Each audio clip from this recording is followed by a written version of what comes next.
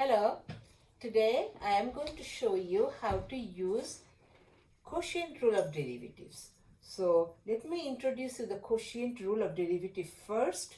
So we have d over dx of f of x over g of x, and this is going to give us the result.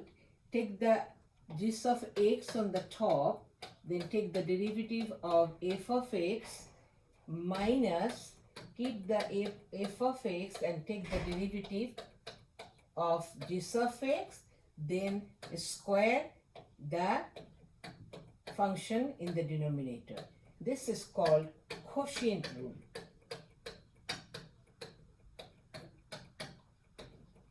Okay, so based on this, let's take an example to show how to work derivative of a function with quotient rule. The function is f of x is x squared plus 1 on the top over x squared minus 1 on the bottom. Okay, so let's get started. Derivative means take prime of the function, which is f prime of x.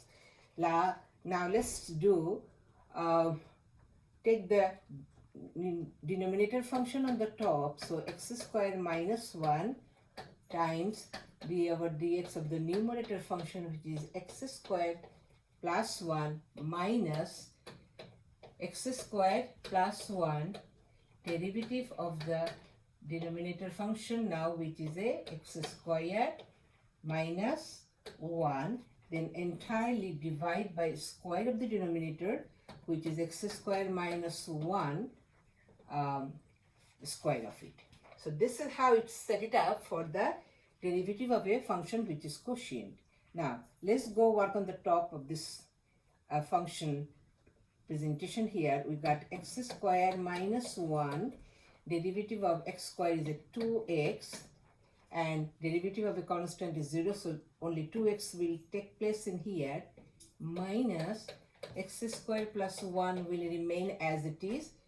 Derivative of x squared is a 2x, and again derivative of a constant is 0, so there is no other term in there. Now keep writing the square of the denominator on the bottom. And now we are going to do this simplification on the top. So let's do this distribution, 2x with x squared, that gives you 2x cubed, minus 2x times 1 will remain as a 2x.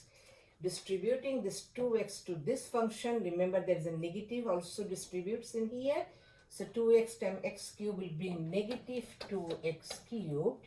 Then 2x times 1 is a 2x, but distribution of negative will make a negative 2x there.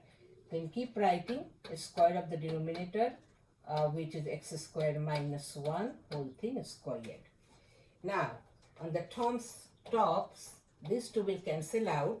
So finally what we will see on the top is negative 2x and negative 2x, which makes negative 4x over x squared minus 1 squared on the bottom, and this should be the expected final answer.